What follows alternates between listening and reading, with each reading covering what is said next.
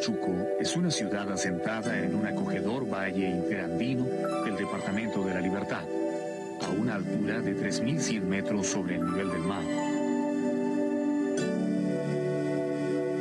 Los españoles la fundaron durante los primeros años del siglo XVII, en plena época de conquista, y la pusieron bajo el patronazgo del apóstol Santiago el Mayor.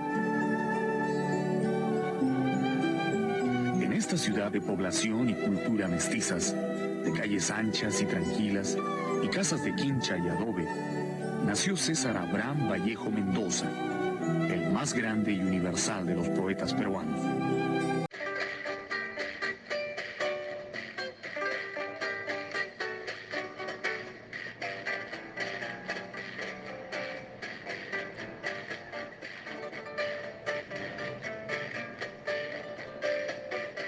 Hola, mi nombre es Liz Cruz, pertenezco al grupo 6 del grupo de Cátedra Vallejo de la carrera de Derecho del programa Formación para Adultos de la Universidad César Vallejo. Bienvenidos a este espacio informativo con carácter educativo donde analizaremos el cuento Viaje alrededor del porvenir de nuestro conocido escritor peruano César Abraham Vallejo Mendoza. Acompáñame a conocer un poco más acerca de este gran escritor. Según las versiones de todos los parientes que me han rodeado y que hemos hablado siempre sobre nuestro querido tío, gozaba de un humor exquisito, tanto como estudiante en Trujillo, en Santiago de Chuco, en San Nicolás, en todas partes.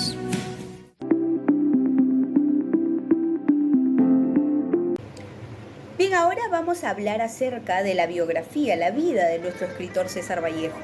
La vida de la niñez, adolescencia, juventud de la época en la universidad y su viaje a París.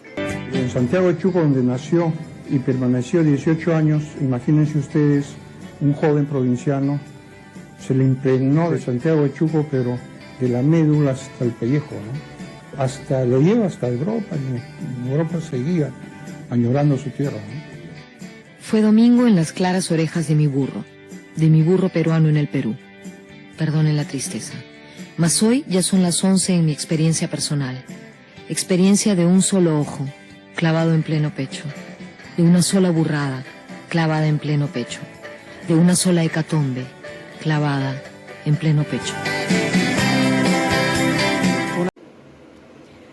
El escritor peruano César Vallejo nació en Santiago de Chuco, región de la Libertad, en la fecha 16 de marzo de 1892. Estudió la primaria en su ciudad natal, pero tuvo que emigrar del seno familiar a muy temprana edad para poder culminar con sus estudios de secundaria en el Colegio San Nicolás, en Huamachuco. Bien, en 1913 ingresa a la universidad, a la Facultad de Letras de la Universidad de Trujillo, culminando la carrera en 1915 y publicando su tesis titulada El romanticismo de la poesía castellana.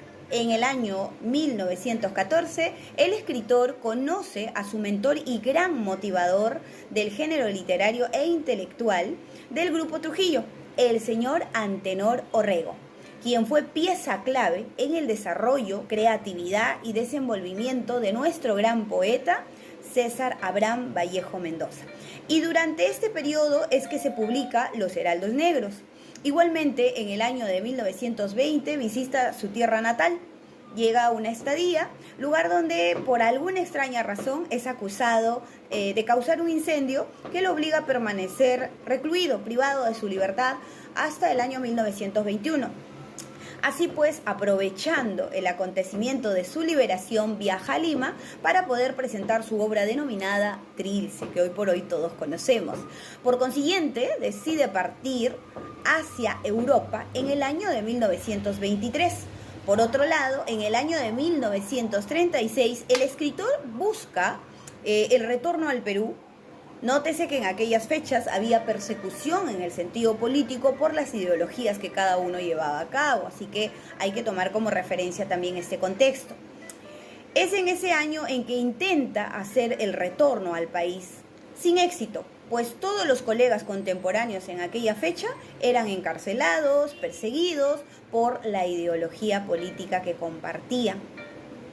Por tal hecho, se le condiciona a Vallejo la libertad de regresar a su país, impidiéndole la participación en temas políticos. Sin embargo, sabemos, por tema de historia, que nuestro escritor rechazó dicha oferta y pues se quedó publicando las obras que hoy por hoy tenemos de conocimiento.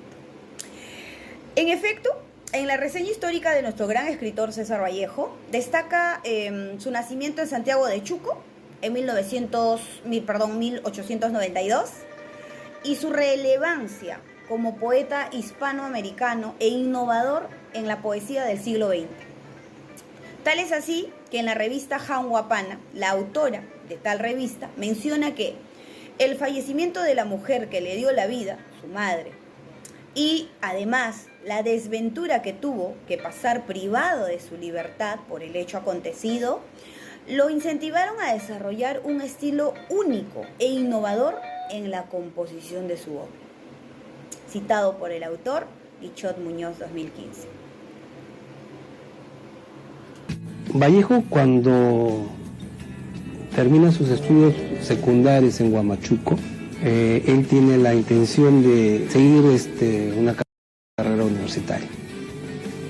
Ya sus padres habían visto en él condiciones, y sus hermanos también, no solamente en la época primaria, sino también en la secundaria, ocupó los primeros puestos, con unas notas muy sobresalientes, ¿no? Ya sus promedios eran de 19, 20.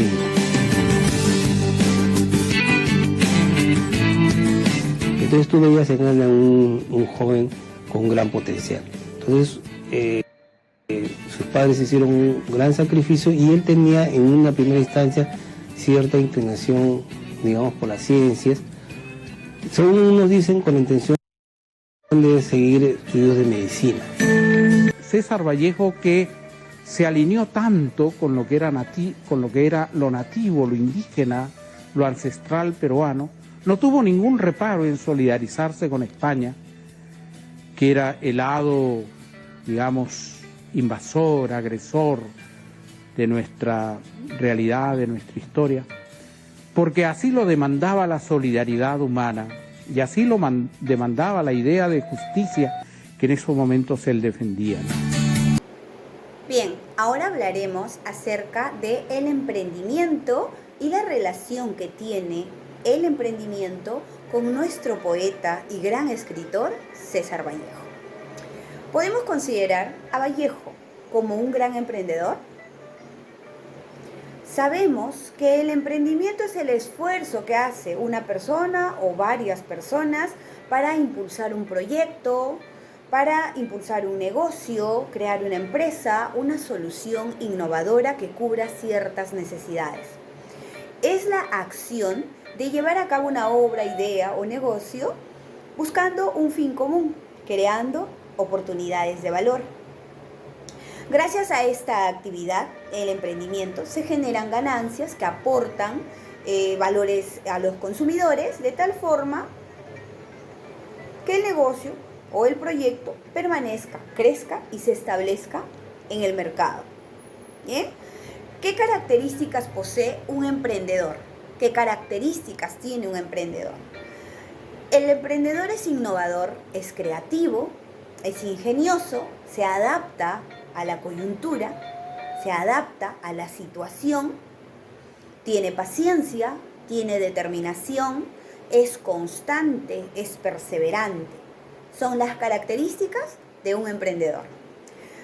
Respecto a una cita donde nos aporta un contenido adicional acerca del tema emprendimiento, tenemos a Acosta, quien nos señala la importancia de los emprendimientos culturales que genera bastante impacto, el cual permite identificar la verdadera realidad en el actor social, sus mecanismos de vida y afrontamientos de la misma.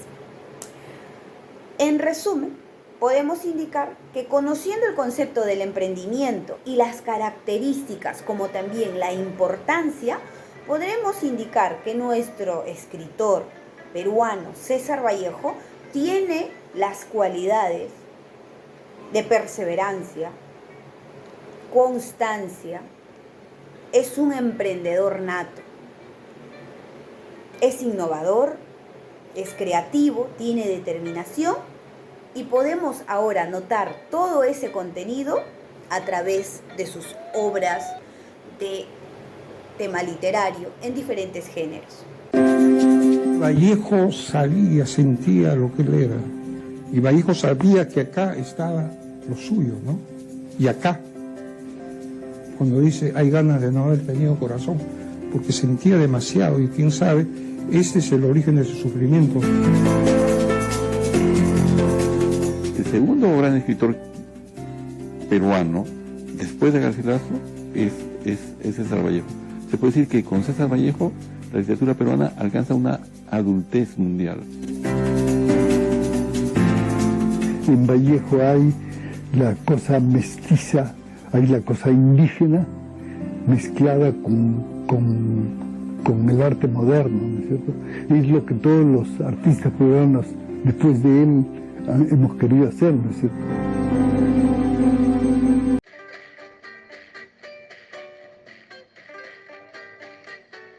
El documental. ¿Qué es el documental y para qué sirve? Es una obra audiovisual que representa un aspecto de la realidad mediante hechos, situaciones, personajes reales y cuya finalidad informativa, pedagógica, es el entrenamiento. A su vez, Cardoso en 1989 determina al documental como obra cinematográfica generalmente de corta duración, en la que se tratan de situaciones sociales, económicas, políticas, industriales, etc. El joven Vallejo se incomoda ante el abuso de los poderosos. Muchos se lamentan que ha sido el poeta llorón, algunos lo titulan, pero no es eso, sino que sintió en carne propia el dolor del pueblo peruano, el dolor del pueblo humilde, el dolor de los pobres de nuestro Perú.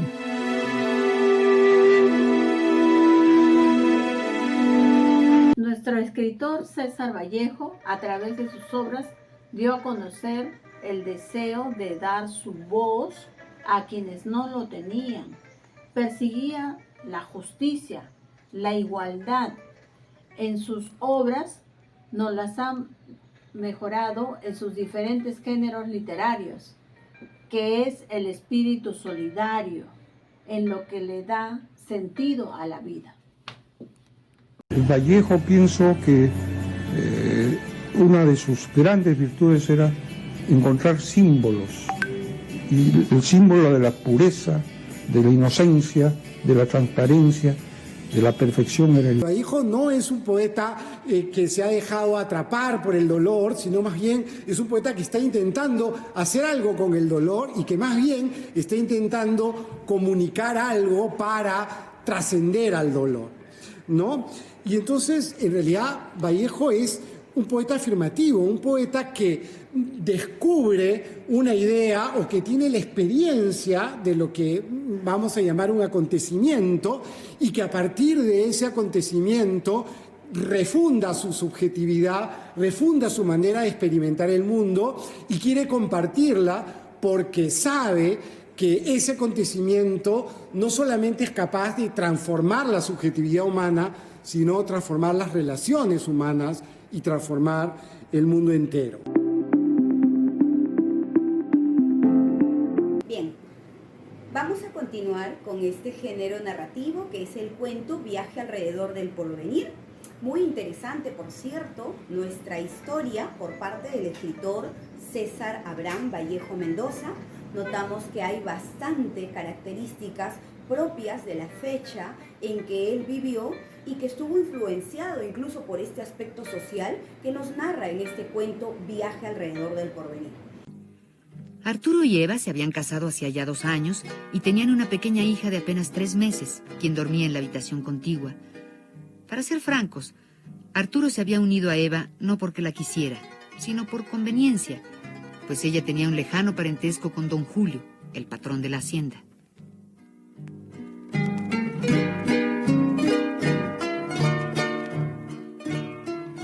Y en efecto, Arturo hizo un buen negocio, ya que apenas se casaron, el patrón lo ascendió de simple mayordomo de campo, con 60 soles de sueldo y una simple ración de carne y arroz, a administrador general de la hacienda, con 150 soles mensuales y 3 raciones diarias.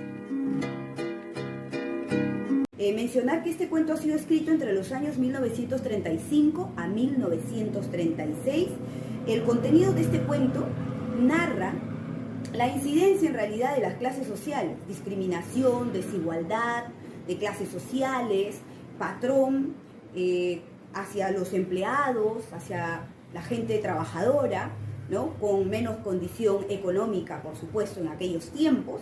En este cuento se describe la historia de un matrimonio arreglado, de conveniencia, porque se busca un beneficio, en el que se somete este matrimonio, protagonizado por supuesto por Arturo y por Eva, quienes contraen matrimonio, protagonizan una serie de vivencias propiciadas por el patrón, don Julio, quien a través de Eva llega a Arturo proponiéndole a cambio de una retribución de dinero un hijo varón.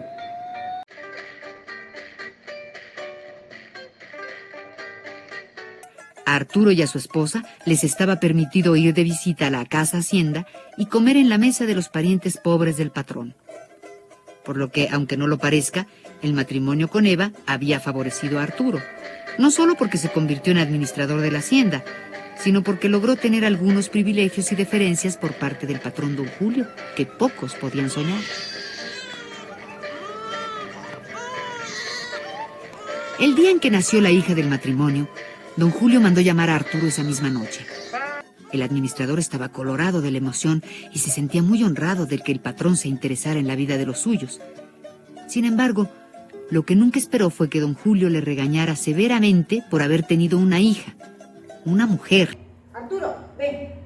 Dígame, don Julio. Toma asiento, hombre, toma asiento. Arturo, estoy de mal humor. ¿Cómo es posible que hayas tenido una hija mujercita? Sonso, muchacho, tienes que tener un hijo varón. Don Julio, no lo vi venir. Estoy muy disgustado, muy disgustado. Mira, yo te voy a proponer algo. Si tú haces un hijo hombre, yo darte 1000 soles. Pero tú tienes que hacer un hijo hombre, un hijo varón. Yo quiero un hijo varón. Yo darte 10.000 soles y tú tener un hijo varón. Sí, don Julio. Gracias. Muchas gracias. Ya te puedes retirar, hombre. Te puedes retirar. Señora Eva, déjeme la niña. Yo la atiendo. Ten cuidado. Sí, sí, ya le toca la cuna. Ya, yo la llevo. Además, usted tiene que conversar con don Arturo. ¿Sí? Yo Está bien. Okay. La puedes llevar. Ok, gracias. Te la llevo. Eva, ¿cómo estás? Tengo una noticia. Acabo de conversar con don Julio. Don Julio me ha propuesto algo importante. Me dice que si tenemos un hijo varón, él nos puede dar dinero, Eva. ¿Qué te parece la idea, mujer? Uy, si damos ese dinero, nos vamos a Lima a comprarnos ropa, a comprarnos muebles. Claro que sí, mujer, por eso tenemos que tener un hijo varón. Por esa niña no nos dan nada. Tenemos que tener un hijo varón, eso nos va a ayudar. Podríamos ganar ese dinero, podríamos viajar a Lima, podríamos ir a Miraflores a pasar el verano. Sí, qué maravilla. Sería la envidia de todas mis amigas. Claro que sí, mujer. En esta nueva noche de insomnio, Arturo recordaba malhumorado todas esas escenas y luchas por los 10.000 soles prometidos por don Julio. Se dio una vuelta brusca en la cama y lanzó un bufido de cólera. ¿Habráse visto cosa más tonta? No poder engendrar un hijo macho. Era el colmo de la mala suerte.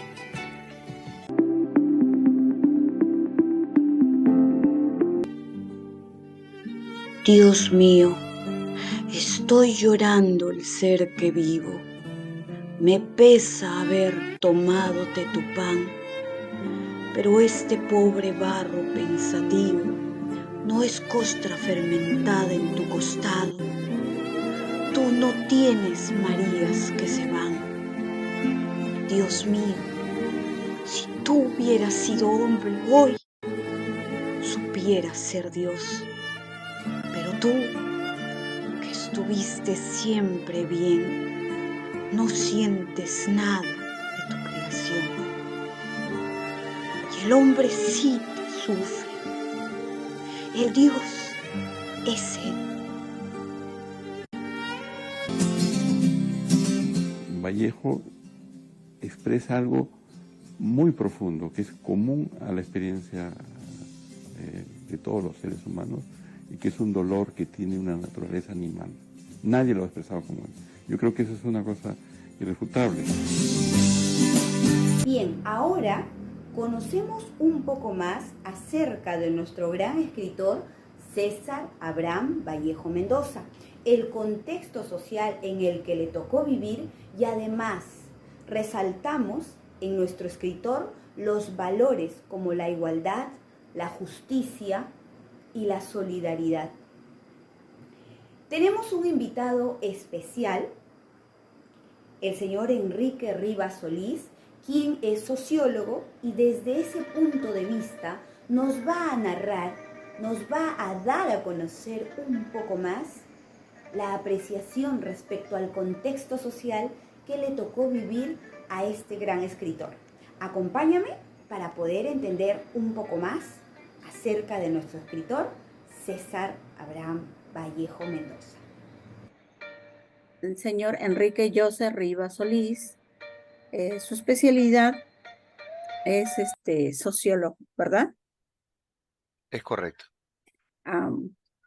Entonces, en base a su experiencia, voy a formularle unas preguntas en relación al curso de cátedra sobre el cuento Viaje alrededor del porvenir. ¿Cuáles son los valores representados en el cuento de Viaje alrededor del porvenir? Muy bien. Para empezar, vamos a entender que César Vallejo siempre manejaba el desarrollo social del Perú antiguo, siempre buscaba el tema de la inclusión social, ¿no?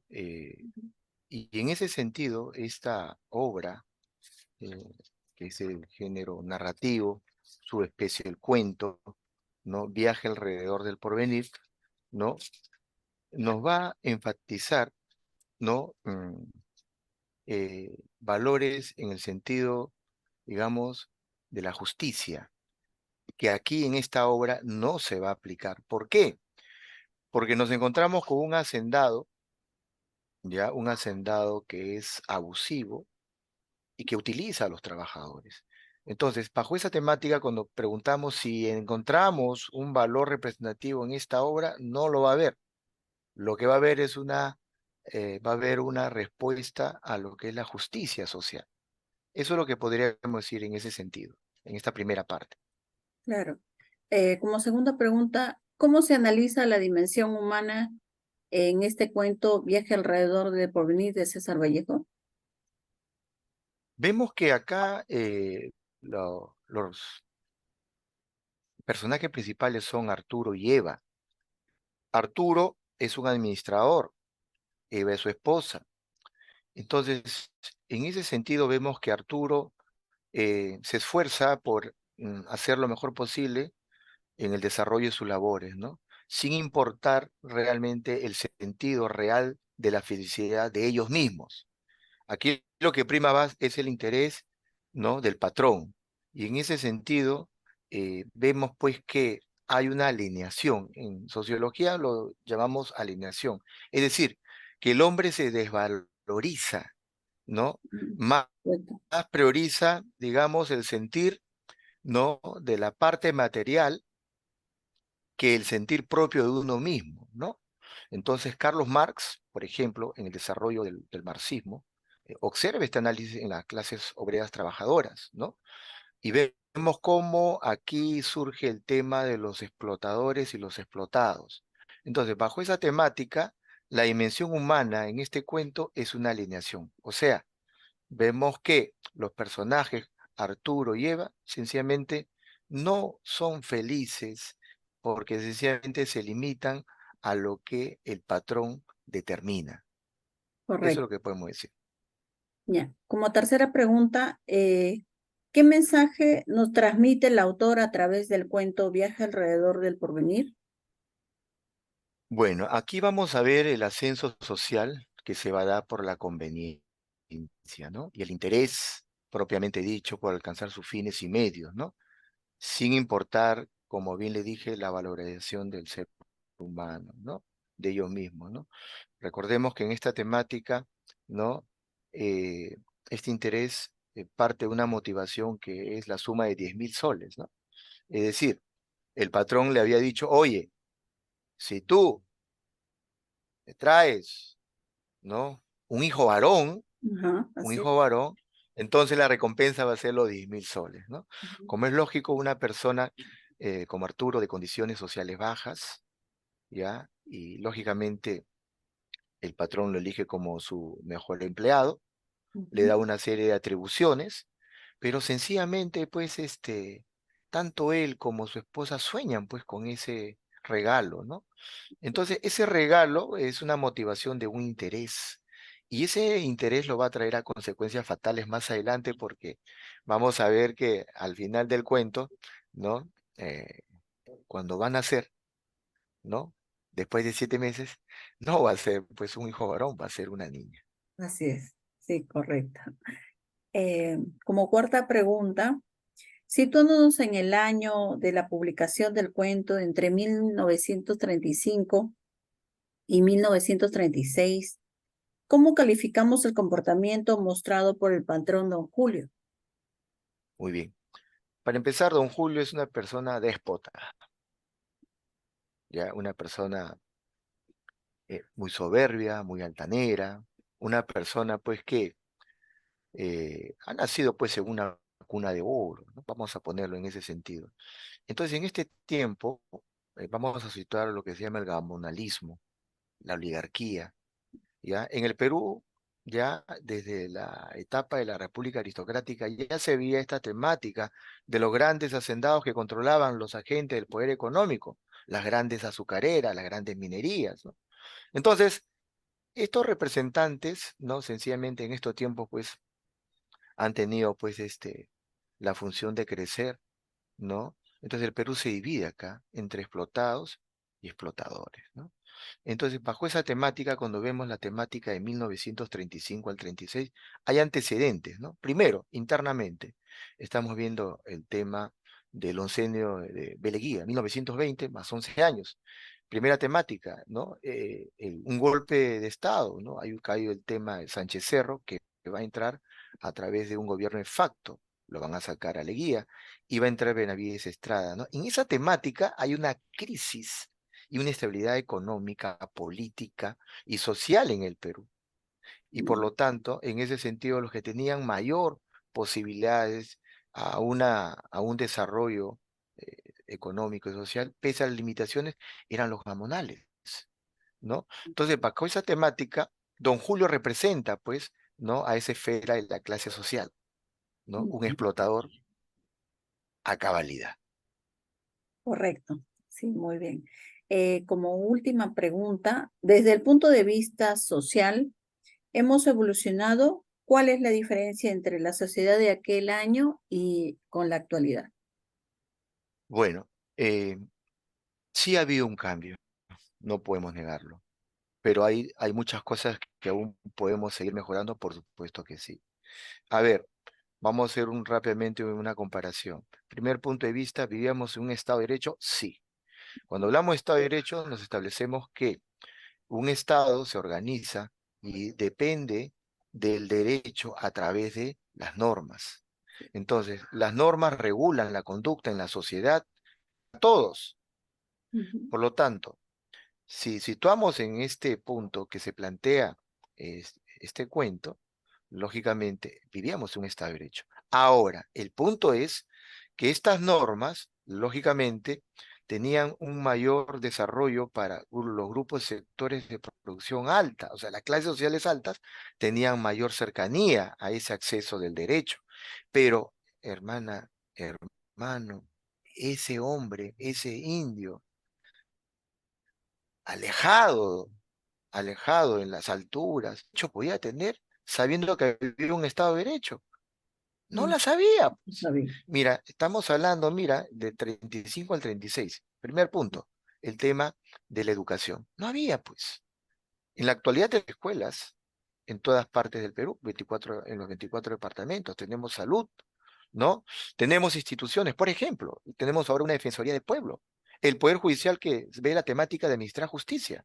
Pero en este tiempo, pese a que habían estas instituciones, había muchas limitaciones. Entonces, hay mucho por hacer en ese sentido. Y el elemento social es vital, porque recuerden ustedes, ¿no? Que en el artículo 1 de la Constitución Política del Perú habla pues sobre la importancia de la defensa de la persona humana.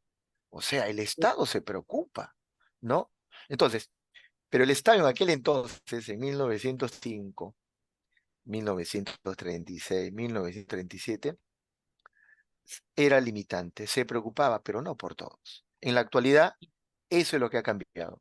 ¿Hay limitaciones en la actualidad? Sí la hay, pero estamos mejorando. Pero hay mucho por hacer. Hay mucho por hacer. Ejemplo, las comunidades campesinas, ¿no? Es un ejemplo que puedo dar. Bueno, muy agradecido por su expertise y su experiencia como sociólogo, analizando este cuento de César Vallejo que es Viaje alrededor del porvenir. Muy agradecida con usted y estaré atenta a toda la manifestación que usted haga, porque en sí nos ha desplayado todo qué nos ha querido transmitir César Vallejo con este cuento, ¿no?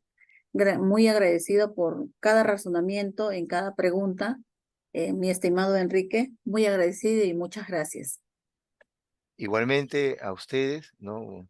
Se agradece infinitamente, estos espacios son vitales para poder transmitir, ¿no?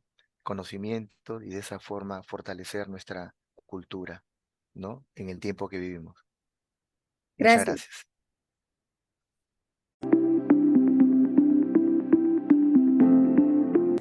Para Vallejo, el hombre no es una categoría suficiente.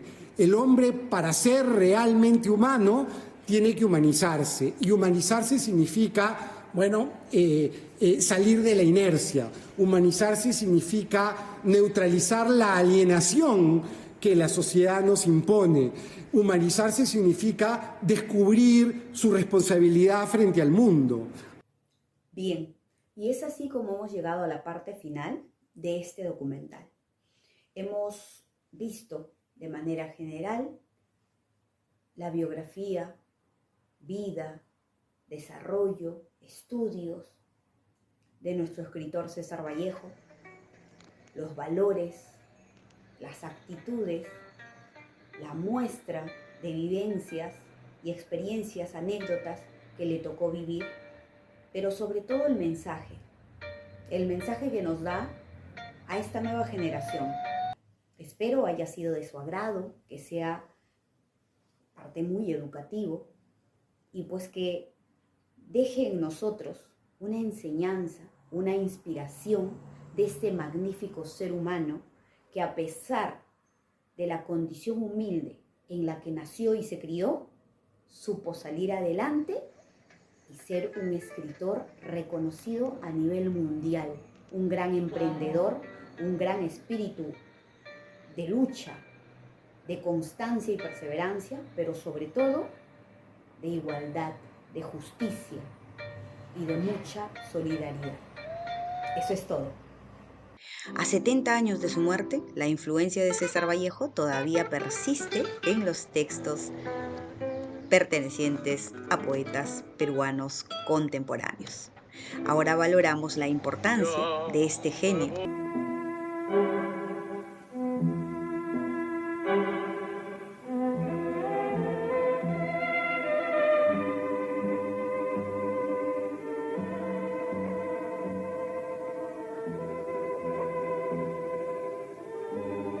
Me moriré en París con aguacero, un día del cual tengo ya el recuerdo. Me moriré en París y no me corro, tal vez un jueves como es hoy de otoño. Jueves será, porque hoy jueves, que proso estos versos, los húmeros me he puesto a la mala, y jamás como hoy me he vuelto con todo mi camino a verme solo. César Vallejo ha muerto.